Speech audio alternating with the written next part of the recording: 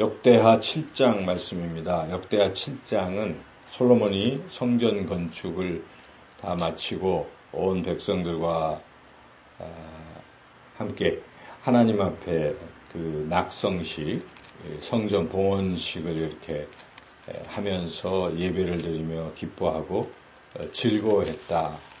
이에 하나님께서 나타나셔서 솔로몬에게 하시는 말씀, 당부의 말씀이 기록되어 있습니다. 앞서서 6장에서 솔로몬이 기도를 했는데 그 기도를 이제 성전을 건축하고 하나님 앞에 이렇게 백성들 앞에서 같이 하나님께 이제 기도를 드렸는데 그 기도가 끝나자마자 하나님께서 응답을 해주셨습니다. 불로써 응답을 해주셨습니다. 마치 엘리야가 기도를 마쳤을 때 그 번제물에 불이 내려서 응답하신 것처럼 솔로몬의 기도 후에도 하나님께서 이렇게 불로써 그 제물을 태우시고 응답하셨습니다. 그래서 우리가 하나님 앞에 드리는 기도는 응답된다 하는 그런 확신을 우리가 이제 가지고 항상 기도해야 하겠습니다. 특별히 이 솔로몬은 이렇게 응답받은 후에 또 온 백성들과 함께 다시 한번 하나님 앞에 그 낙성식을 하면서 이렇게 감사를 드렸습니다. 낙성식이라는 것은 이제 이런 그 성전이 다 이렇게 준공이 되어서 하나님 앞에 그 성전을 드리는, 봉헌하는 이제 그런 식이죠. 그래서 그런 것을 아주 성대하게 했습니다. 기브온 산당에서 솔로몬이 처음에 하나님 앞에 번제를 드릴 때 1,000마리의 양을 이렇게 희생제물을 드렸는데 그것도 굉장한 것인데 지금 이 낙성식에서 드린 제물의 숫자는 그런 양이 12만 마리나 된다. 소는 22,000마리. 그러니까 엄청난 것이죠. 상상만 해봐도 매우 엄청난 이런 제물을 하나님께 드리고 또 레위 사람들 다 서서 악기로 찬양 드리고 또 노래 목소리로 찬양 드리고 이렇게 감사하는 이제 이런 대대적인 절기, 그것도 일주일이 아니라 또 2주에 걸쳐서 이제 그런 절기를 지키며 하나님 앞에 감사하고 그리고 기뻐하고 즐거워했습니다. 이런 일이 있었을 때에 하나님께서 솔로몬에게 나타나셔서 당부하시는 말씀을 하십니다. 기브온 산당에서 제사를 드린 후에 하나님께서 그날 밤 솔로몬에게 나타나셔서 내가 너에게 무엇을 해줄고 이제 그렇게 말씀하시기도 했는데 이제 이곳에서는 성전을 건축한 후에 하나님께서 나타나셔서 솔로몬에게 하시는 말씀입니다. 이 말씀이 어떤 내용인가? 오늘 굉장히 중요한 내용입니다. 그것은 고난 중에 형통케 되는 길을 하나님 말씀하시기 때문입니다. 고난 중에 형통케 되는 길. 우리 삶에는 순탄할 때만 있는 것은 아닙니다. 때로는 고난이 우리에게 닥쳐올 수가 있습니다. 어려움이 닥쳐올 수 있습니다. 이럴 때 우리가 이 말씀을 기억할 필요가 있습니다. 고난. 물론 고난이라는 것이 꼭 자신의 잘못 때문에 왔다고 말하기는 어렵습니다만 그러나 고난이 일단 오면 왜 이 고난이 왔을까? 혹시 내 자신에게 잘못된 것은 없는가? 부족한 것은 없는가를 생각해 볼 필요가 있습니다. 그래서 그런 부분이 있다면 그런 부분에서 돌이켜야 한다는 것이죠. 오늘 우리 하나님께서 솔로몬에게 주신 말씀이 그 말씀입니다. 13절이 그런 고난을 나타내고 있는데 13절을 읽어보겠습니다. 혹 내가 하늘을 닫고 비를 내리지 아니하거나 혹 메뚜기 떼들에게 소산을 먹게 하거나 혹 전염병이 내 백성 가운데에 유행하게 할 때에 이 굉장한 고난 아니겠습니까?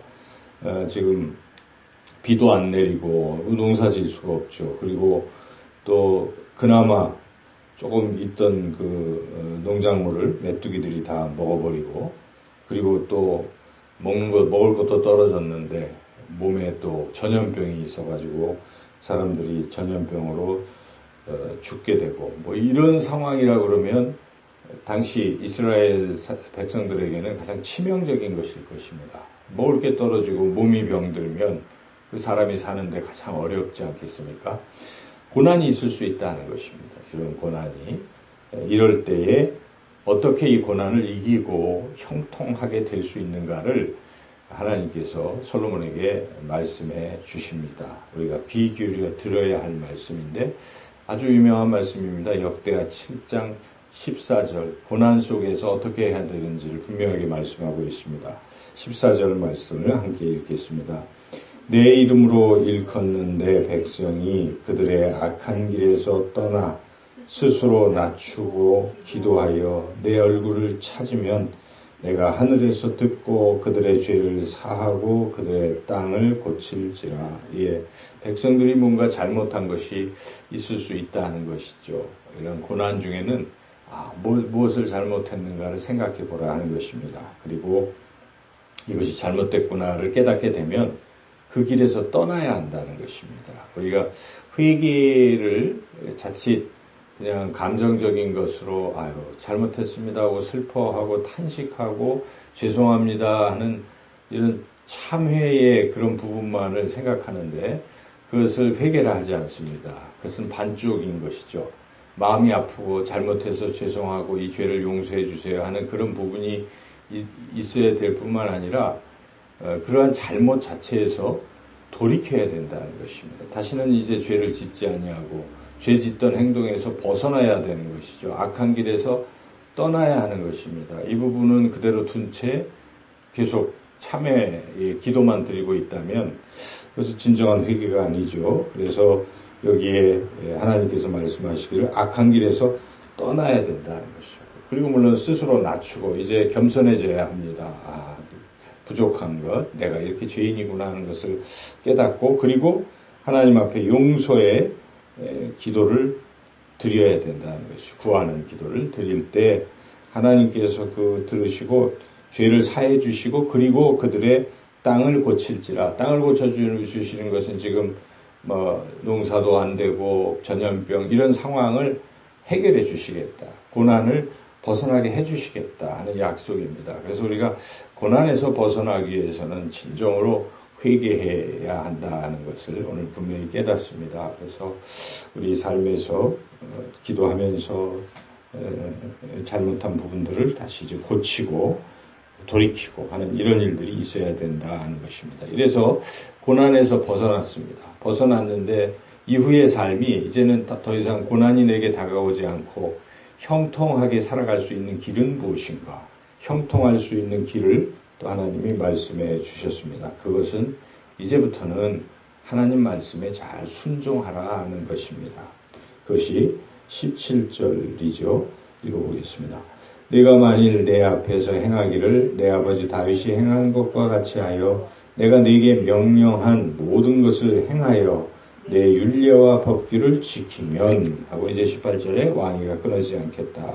이런 약속을 해주시죠. 그러나 19절에 반대로 19절도 읽어볼까요?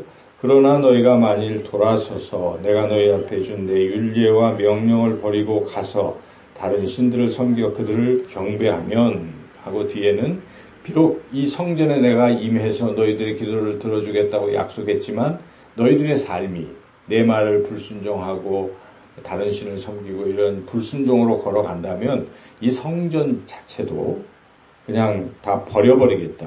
여기서 떠나겠다. 하나님 그렇게 말씀하십니다. 그리고 너희들에게 준 이 가나안 땅에서 너희들을 뽑아버리겠다라고까지 하나님이 그렇게 말씀하십니다. 이와 같이 하나님 말씀에 순종하는 것은 너무나 중요한 것이죠. 순종하는 자에게는 형통의 길, 영원히 그 왕위가 계속되는 형통의 길이 보장이 되지만 불순종하면 그동안 주었던 그 땅도 그리고 그 성전도 다 무용지물이 되고 만다 하는 것입니다. 그러므로 우리가 오늘 말씀을 통해서 이 땅에서 우리가 살아가면서 고난을 이겨내고 또 형통케 되는 그런 방법을 분명히 깨닫습니다.